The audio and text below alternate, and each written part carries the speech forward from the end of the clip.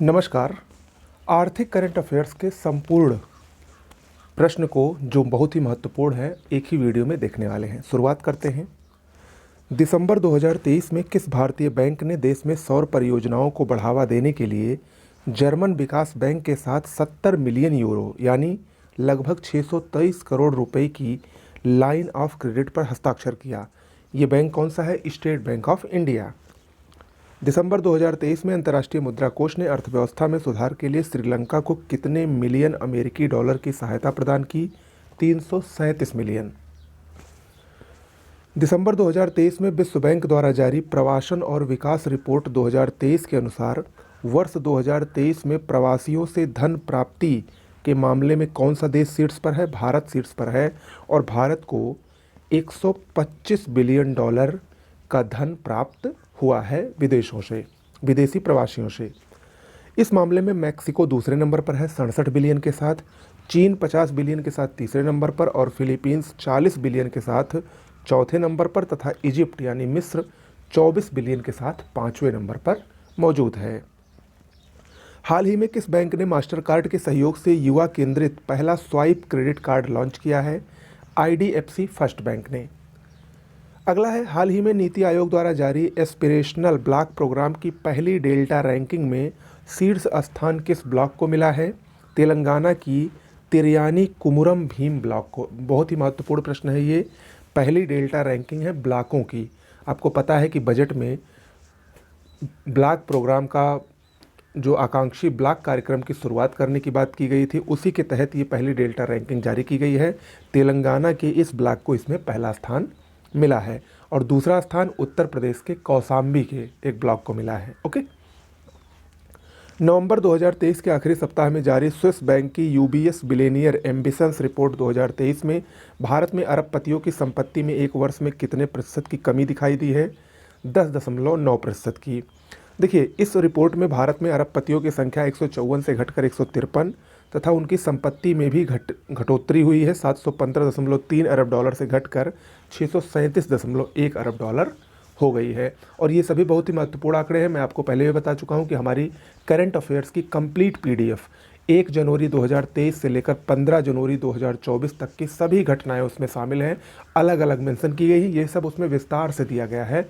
अगर आप उसको लेना चाहते हैं तो तुरंत आपको इस नंबर पर 9451900992 व्हाट्सएप या टेलीग्राम के जरिए मैसेज करना है और वहाँ पर आप सारी जानकारी उस नोट से संबंधित प्राप्त कर सकते हैं। ये मान के चलिए कि अब तक मैंने जितनी भी नोट्स हर साल लॉन्च की है उसमें सबसे बेहतर और सबसे बृहद, सबसे सटीक नोट इस बार की है। ओके, तो आप उसको लेंगे तो आप 2-3 किताबें जो अलग अलग पढ़ेंगे उन सबको एक ही नोट्स में आप मेंशन कर लेंगे आसानी से। अगला है, नवंबर 2023 महीने में GST कलेक्शन 15% बढ़ोतरी के साथ किस स्तर पर पहुंच गया? 1.68 लाख करोड़। वह स्कीम जिसने हाल ही में कॉरपोरेट गवर्नेंस 2023 के उत्कृष्टता के लिए गोल्डन पीकॉक अवार्ड जीता है, क्या नाम है? HDFC life. हाल ही में ग्लोबल रेटिंग्स एजेंसी S&P ने 2024 के लिए भारतीय अर्थव्यवस्था की विकास दर को पूर्व के 6% से संशोधित करके कितना कर दिया है? 6.4%।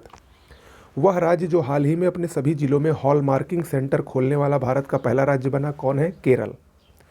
8 दिसंबर 2023 को जारी RBI की त्रैमासिक मौद्रिक नीति समीक्षा में चालू वित्त वर्ष के लिए देश की आर्थिक वृद्धि दर कितना अनुमानित की गई है? 7%। 15 दिसंबर 2023 को समाप्त सप्ताह में भारत का कुल विदेशी मुद्रा भंडार पिछले 20 महीने के उच्च स्तर पर पहुंचकर कितना हो गया है? 615.97 अरब डॉलर।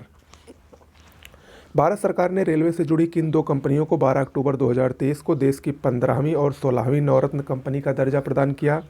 ये है technical and economic services limited यानी राइट्स लिमिटेड, ये 15वीं नवरत्न कंपनी है और इरकान ये 16वीं नवरत्न कंपनी है। नवंबर 2023 में जारी वैश्विक यूनिकॉर्न रैंकिंग 2023 में भारत कुल 72 यूनिकॉर्न के साथ किस स्थान पर है? तीसरे स्थान पर है। नंबर 1 पर कौन है? अमेरिका, दूसरे पर चीन। प्रतिष्ठित टाइम मैगजीन द्वारा सितंबर 2023 में जारी द वर्ल्ड बेस्ट कंपनीज़ की टॉप 100 की सूची में शामिल एकमात्र भारतीय कंपनी कौन है? इन्फोसिस, और उसको इस रैंकिंग में 64वां स्थान दिया गया है। टाइम और स्टेटसा द्वारा तैयार इस सूची में 4 कंपनियां इस प्रकार हैं जो शीर्ष पर हैं, उसको भी देख लीजिए। इन्फोसिस तो 64वें नंबर पर है, लेकिन टॉप पर है माइक्रोसॉफ्ट, फिर एप्पल है, फिर अल्फ़ाबेट है और फिर मेटा है। नवंबर 2023 में जारी एक रिपोर्ट के अनुसार किस भारतीय शहर में सर्वाधिक संख्या में महिला स्टार्टअप पाए जाते हैं? बेंगलुरु में।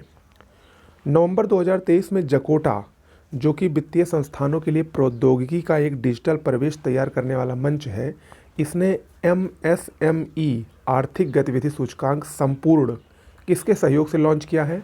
सिडबी के सहयोग से। आपसे सीधे सीधे क्वेश्चन पूछा जा सकता है कि संपूर्ण क्या है, तो आप क्या बताएंगे? ये एक एमएसएमई आर्थिक गतिविधि सूचकांक है। किसने लॉन्च किया? जकोटा और सिडबी ने मिलकर लॉन्च किया है।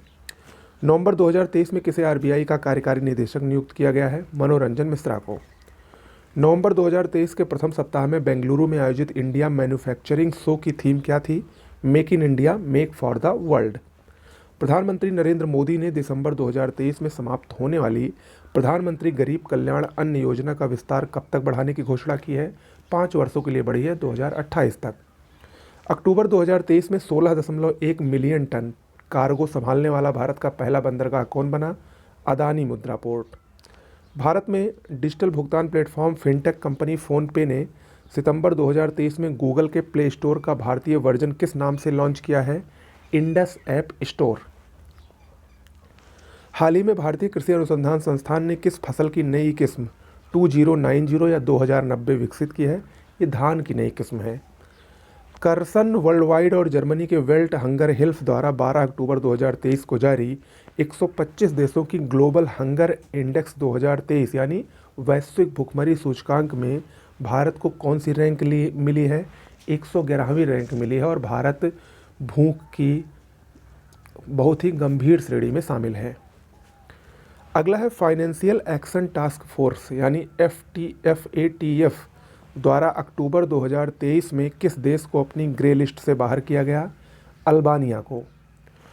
भारत सरकार 4 अक्टूबर 2023 को किस बोर्ड के गठन की सूचना जारी की है? राष्ट्रीय हल्दी बोर्ड। 15 दिसंबर 2023 को रक्षा मंत्रालय ने भारतीय सेना के लिए 10 वर्ष की अवधि हेतु इलेक्ट्रॉनिक फ्यूज की खरीद के लिए किस कंपनी के साथ 5300 करोड़ रुपए से अधिक का सौदा किया है? इसका नाम क्या है? Bharat electronics limited, BEL. देखिए, इलेक्ट्रॉनिक फ्यूज का उपयोग ये भारी क्षमता वाली तोपों में किया जाता है। ओके।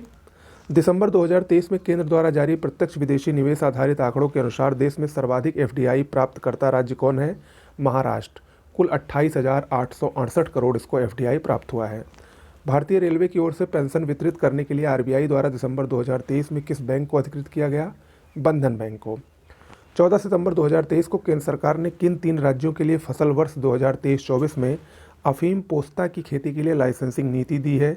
उत्तर प्रदेश, राजस्थान और मध्य प्रदेश को। 13 सितंबर 2023 को केंद्रीय मंत्रिमंडल ने प्रधानमंत्री उज्ज्वला योजना को कब तक के लिए बढ़ाने की घोषणा की है? ये योजना 2023-24 से 2025-26 तक बढ़ेगी। सितंबर 2023 में क्रिप्टो विश्लेषण फर्म चैनलिसिस द्वारा जारी दुनिया के 154 देशों की ग्लोबल क्रिप्टो एडॉप्शन इंडेक्स 2023 में 1.0 स्कोर के साथ किस देश को शीर्ष स्थान मिला है? भारत को। 7 नवंबर 2023 को भारतीय राष्ट्रीय भुगतान निगम द्वारा किस बॉलीवुड अभिनेता को UPI सेफडी एम्बेसडर नियुक्त किया गया है? पंकज त्रिपाठी को।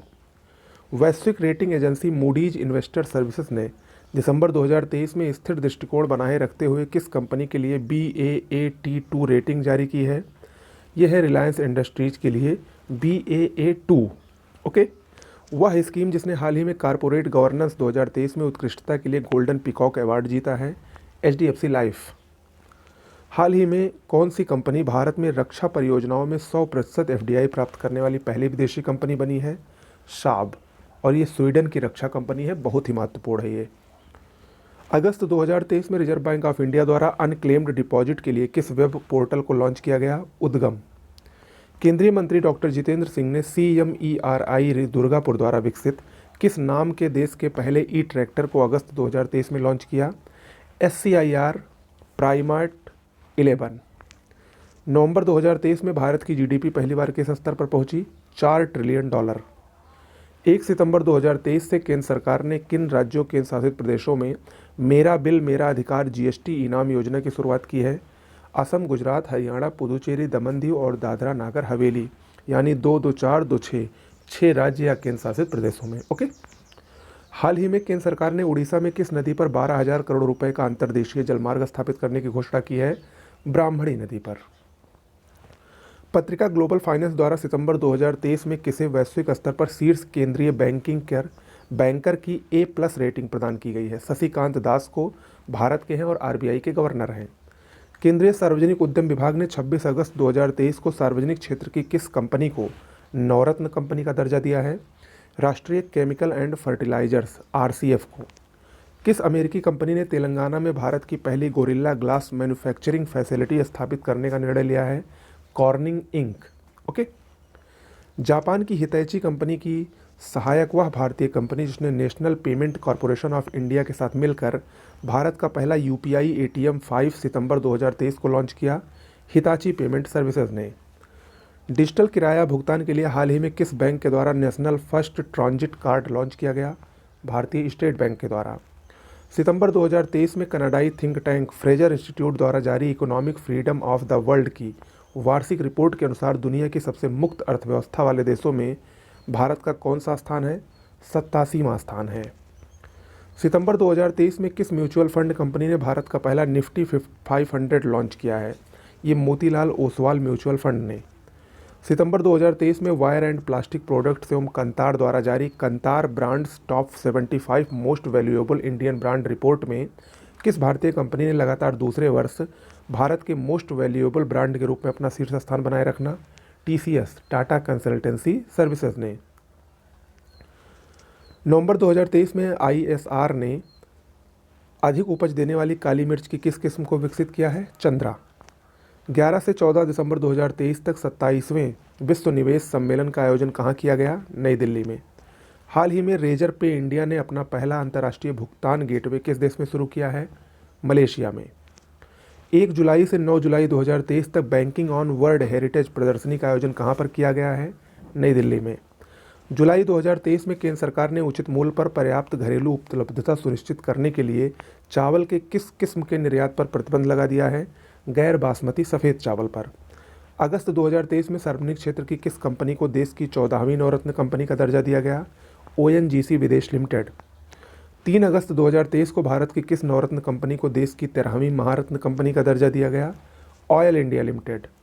भारत ने 11 जुलाई 2023 से अपने किस पड़ोसी देश के साथ रुपए में द्विपक्षीय व्यापार की शुरुआत की? बांग्लादेश के साथ। जुलाई 2023 में कौन सी भारतीय बैंक दुनिया की चौथी सबसे मूल्यवान बैंक बन गया है? HDFC bank. ओके। तो ये आपके पूरे आर्थिक करंट अफेयर्स के जो सबसे महत्वपूर्ण टॉपिक थे वो आपके हो गए हैं। मिलते हैं करंट अफेयर्स के नेक्स्ट वीडियो में। नमस्कार।